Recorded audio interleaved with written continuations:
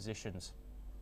Tehran maintains it is ready to address nuclear concerns, but insists the path forward lies with the United States. Now let's move over to Europe, where tensions are rising again between Russia and Ukraine after another wave of drone attacks shook Moscow overnight. Russia says Ukraine launched multiple drones towards the capital for the second night in a row. At least 19 were shot down before reaching the city, according to Moscow's mayor. All 4 of the capital's major airports were shut for hours but later reopened. No casualties have been reported, however, though debris from the drones landed on major roads. Meanwhile, Russian officials say several other cities, including Penza, Voronezh, were also targeted. Ukraine hasn't officially commented, but Kharkiv's mayor says Russia also launched drone attacks on Ukrainian cities overnight. One person was killed in a strike on Odessa. In the border region of Kursk, Russia claims Ukraine tried to cross into its territory. Military bloggers say Ukrainian forces used armored vehicles to breach tank traps and minefields, triggering heavy clashes. Russia also reported missile strikes and the destruction of a power substation in Rylusk, where 2 teenagers were reportedly injured by shrapnel. Kiev says its forces remain inside the Kursk region 9 months after first crossing the border in a surprise operation. Officials in Ukraine's Sumy region, just 12 kilometers from the border, are now urging civilians to evacuate amid growing security concerns. Let's now turn to North America, where Prime Minister Mark Carney arrived in Washington to meet President Donald Trump, aiming to ease tensions over US tariffs and controversial remarks suggesting Canada should become a US state, which has strained bilateral relations. Meanwhile, Trump has said he wasn't sure why Canadian Prime Minister Mark Carney was visiting, but added, "I guess he wants to make a deal." The 2 leaders are set for tense talks today in Washington amid a deepening trade dispute over US tariffs, which Carney has called a betrayal. Carney has accused the US president of trying to break Canada and urged a reduction in economic reliance on the United States. He also emphasized the need to rebuild bilateral defense and security ties ahead of the meeting. I'm not sure what he wants to see me about, but I guess he wants to make a deal. Everybody does. They all want to make a deal because we have something that they all want.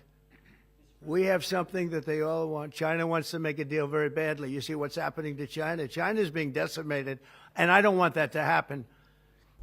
We, of course, stay in the United States, where the Trump administration will now offer a $1,000 stipend and travel assistance to migrants who voluntarily choose to leave the United States. The Department of Homeland Security says this program is cheaper than formal deportation, which costs an average of $17,000 per person. Since taking office in January, President Donald Trump has deported 152,000 people, falling short of 195,000 deported by the Biden administration during the same period last year. The Trump administration has been pushing voluntary departures through fines, legal status removals, and deportations to notorious foreign prisons. Homeland Security Secretary Kristi Noem says self-deportation is the best, safest, and most cost-effective way to avoid arrest. In March, the administration launched a rebranded app called CBP Home to support this initiative. It was previously known as CBP One under the Biden administration. President Trump has suggested that migrants who leave voluntarily could be considered for re-entry if they are good and wanted back in. However, DHS did not provide any specific pathway for legal return. The immigrant advocacy group Make the Road New York criticized the program, calling it cruel and misleading. The group urges migrants to consult with attorneys before accepting the offer. Let's listen in to what Donald Trump had to say about the issue.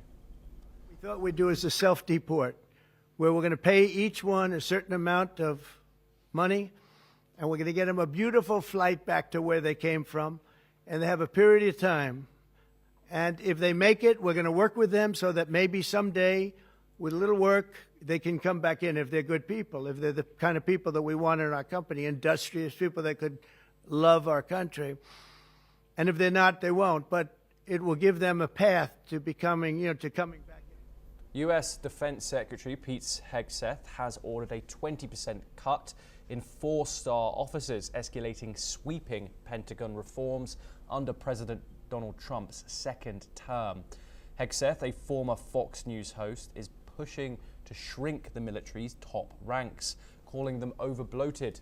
He's also cutting general officers in the National Guard by at least 20% and reducing general and flag officers across the military by another 10%. Hegseth posted a video on X saying the move aims to boost strategic readiness, adding he worked with the Joint Chiefs on the plan. He's already removed the chairman of the Joint Chiefs, the top Navy admiral, and the NSA director.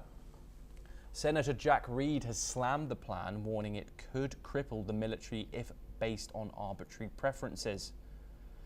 Meanwhile, the Pentagon is reviewing its global structure, and Hegseth is considering merging combatant commands like AFRICOM and EUCOM to slash more four-star posts.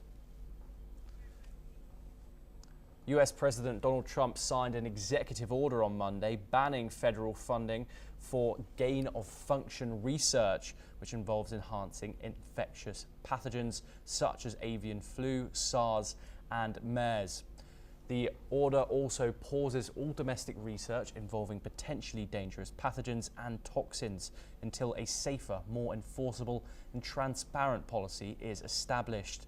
According to a White House fact sheet, the ban extends to foreign countries including China and Iran and aims to reduce the risk of lab-related incidents, citing past research on bat coronavirus by the EcoHealth Alliance and the Wuhan Institute of Virology.